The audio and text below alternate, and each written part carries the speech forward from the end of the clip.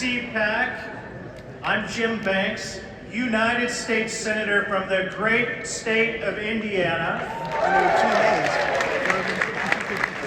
I just left the floor of the United States Senate where I cast my vote to confirm Kash Patel.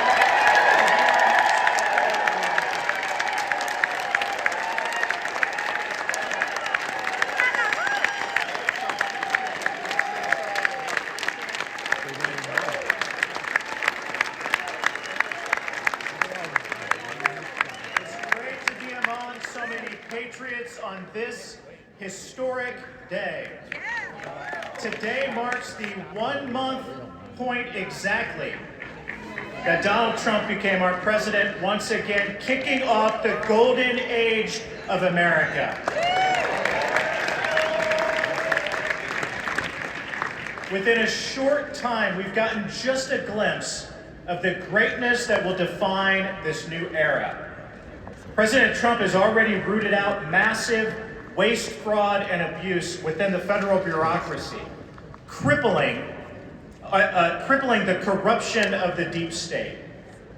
He's directed the largest mass deportation operation in American history, making our communities much safer. And he's removed the "Kick Me" sign from the backs of our industries and our American workers. Our adversaries and our partners have been put on notice. The era of taking advantage of America is over.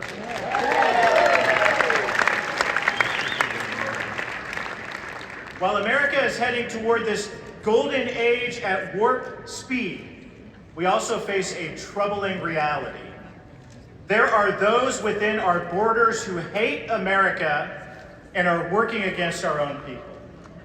They hate America and everything that she stands for. They aim to break down and degrade everything that sets America apart. While the left has found a multitude of ways to sabotage our institutions, wokeness has become their primary weapon. It's a nuke meant to obliterate our culture and erode American society. Wokeness takes fundamental truths that our civilization is founded upon, and perverts them into ungodly, anti-American lies.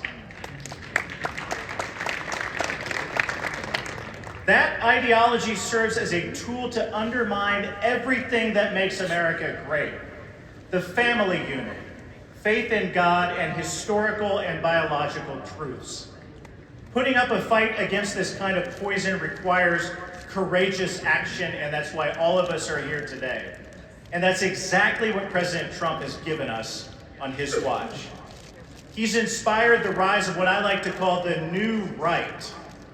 It's a coalition of conservatives who recognize that the status quo in Washington is failing the working class, steamrolling their best interest. The old Republican Party bowed down to liberal corporate interests and an America Last foreign policy, while ignoring the working class. And ladies and gentlemen, let me declare to you today, that Republican Party is dead.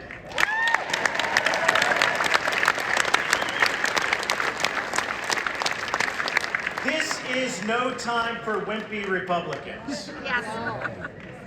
The new right merges true conservatism with the interest of the people. President Trump and his administration boldly embody this new Republican Party. This administration had the nerve to stand up against corporate America, the media, the federal bureaucracy, Wall Street, the mainstream culture, the education system, the entire Democrat Party, and even weak Republicans on our side.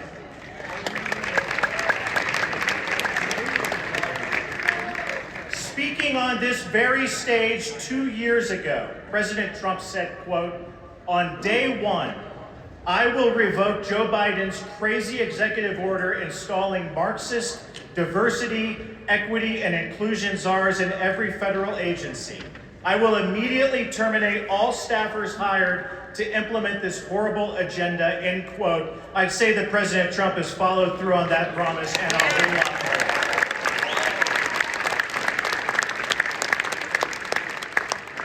Despite how extensively DEI polluted our institutions, President Trump, with the swipe of a pen, dismantled this Marxist ideology from the halls of our government.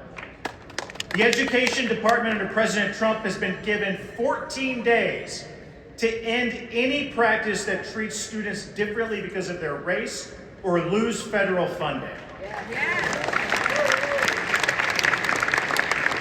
That is a huge blow to DEI and a massive win for our kids.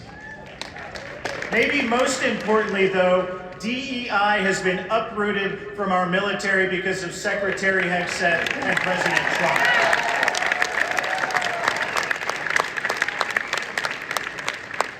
Under Joe Biden, our armed forces were wasting precious time and taxpayer resources running social experiments.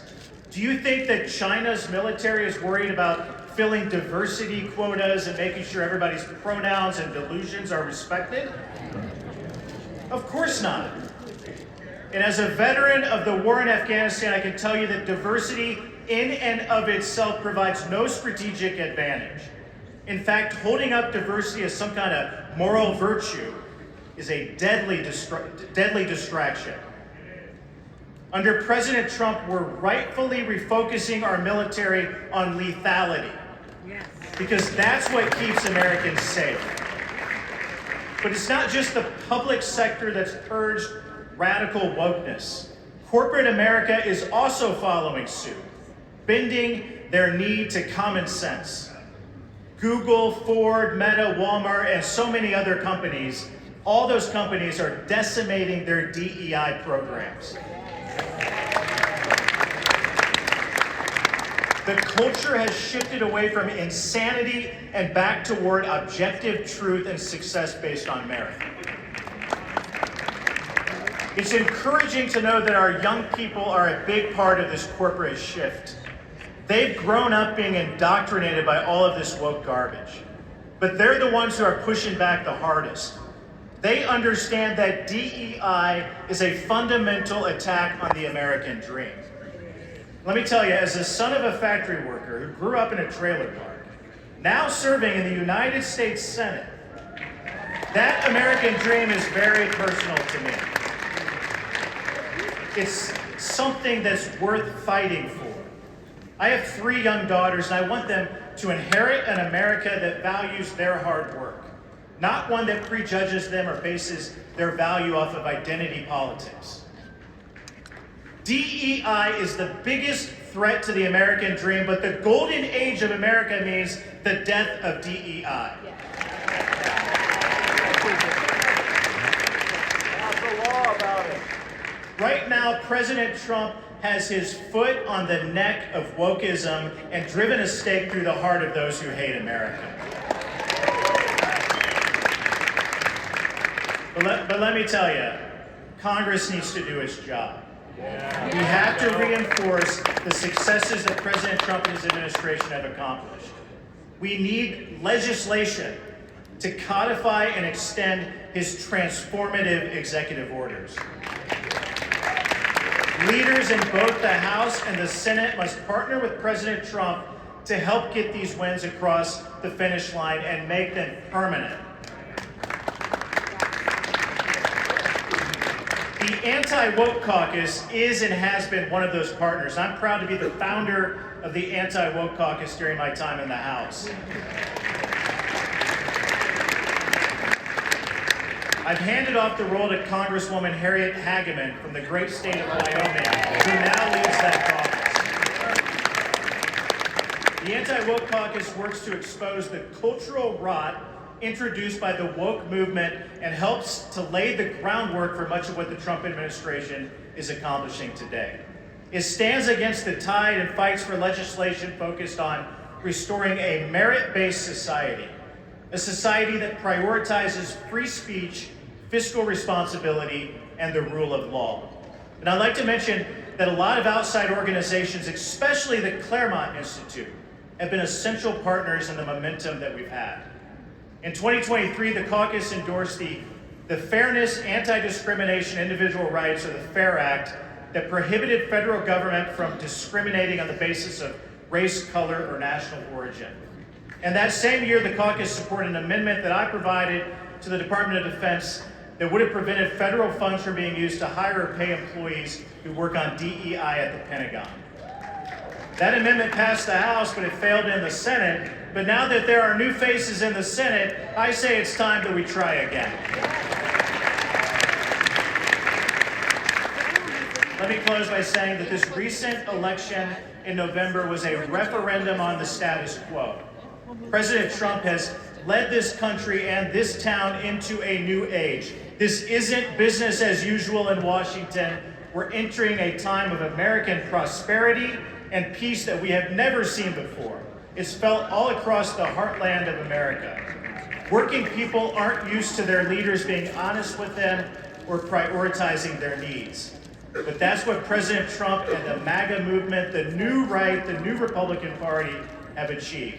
The cancer of wokeness tried to undermine our national unity and destroy our country, but thank God it failed. We the people know what makes this country great. This is the greatest country in the history of the world. It's always worth fighting for, and I look forward to fighting alongside you to keep this country great. Thank you. God bless. The yeas are 51, the nays are 49.